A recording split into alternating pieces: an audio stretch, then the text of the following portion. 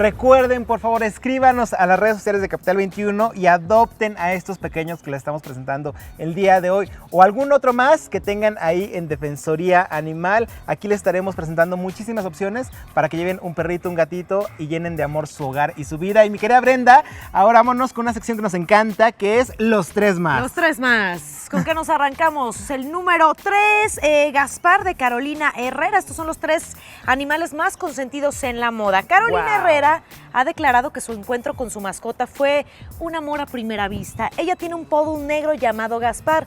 La diseñadora quiere tanto a su mascota que incluso fue la inspiración para una línea de bolsos llamada CH Carolina Herrera Gaspar Collection. ¡Wow! Ay, ¿te imaginas tener? No, yo amo los perfumes de Carolina Herrera, entonces yo creo que ese perrito debe leer delicioso. En el número 2 de los perros o los animales más consentidos de la moda tenemos al de Donatella Versace, que se llama Audrey.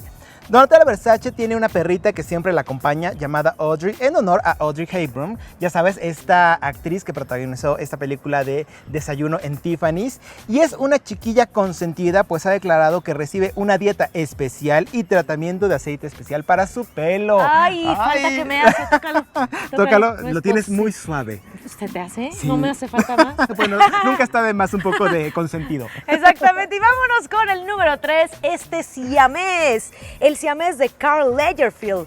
Karl Otto Lagerfeld es uno de los diseñadores de moda más influyentes y su gatita siamés está muy consentida. Tiene una colección de accesorios y prendas que su famoso dueño ha creado en su honor.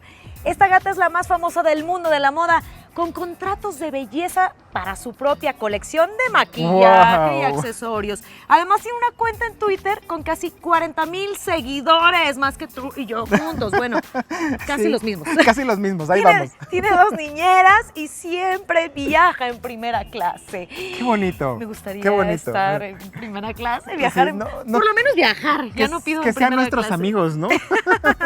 Oigan, de verdad, estos 3 más de los más consentidos de la moda me dejaron con el ojo cuadrado. Y algo que también me va a dejar con el ojo cuadrado, y ustedes también, amigos, son estos videos virales, ¿no? Vámonos, querida Brenda, con el primero. Ay, todos hemos tenido algún amor platónico, algún peluche que es de nuestra colección, como este perrito que se enamora de su león de peluche. ¿Quién no se ha enamorado de un peluche cuando eres niño o cuando eres ya más grande, también? Sí, yo tenía un perrito de peluche. Mira nada más cómo disfruta de este pequeño mejor amigo. Me encanta, me encanta. Y bueno, vámonos con este cerdo artista que toca el piano. Din, din, din, din, din. ¿Te lo estás imaginando? Pues mejor lo veo. Mejor vamos a verlo, no te lo imagines, porque nuestros animales pueden tener muchas cualidades. Pero ¿qué tal que sean buenos para el arte? Solo vean a este cerdito tocando el piano. Así Do, re, mi, fa, es. sol, ¡Qué la, talentazo! Din, din, din, din, din. No, además, ¿sabes qué? Yo he visto algunos cerditos que incluso, pues, hasta pintan, ¿no? Simplemente hay que darles rienda suelta a la imaginación de nuestras mascotas. Pintarán mejor que tú y yo. Definitivamente. Y bueno, se nos está acabando el tiempo, querida Brenda. ¿Qué te parece si invitamos a nuestra doctora etóloga Paola? Pasa por favor, querida Paola, para que nos ayudes en la conclusión de este programa. ¿Es bueno o no es bueno tratarlos como mascotijos? Claro que sí, el término no es importante, sino realmente que dejemos realizar las actividades de la especie propiamente, ya sea animalijo, plantijo o lo que tengamos, y no terminemos ahogando, por ejemplo, un cactus, o no terminemos sobreprotegiendo a uno de nuestros animales o descargando nuestras frustraciones o problemas. Así que es como que no llegar a los extremos, y sí se puede. ¿Cómo nos daremos cuenta que estamos llegando a ese extremo? ¿Hay forma?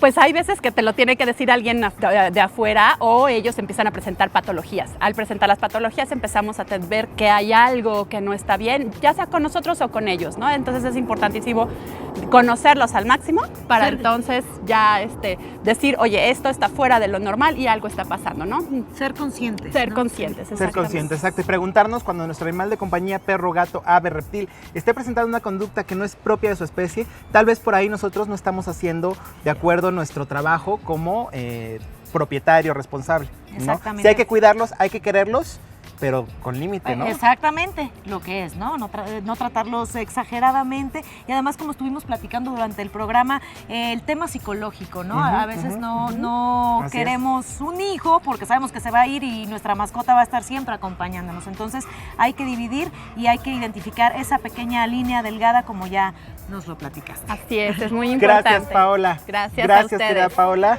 Gracias. Y pues bueno, recuerden, amigos, escríbanos a través de las redes sociales de Capital 21, opinen qué les pareció este tema y vamos a tener muchísimos otros que tienen que ver con esta relación que tenemos con nuestros animales de compañía. Exactamente, nos despedimos. Muchísimas gracias por habernos acompañado en Ciudad de Animales. Muchísimas gracias. Gracias, Pau. Gracias a ustedes. Nos vemos. Hasta la próxima. Hasta la próxima.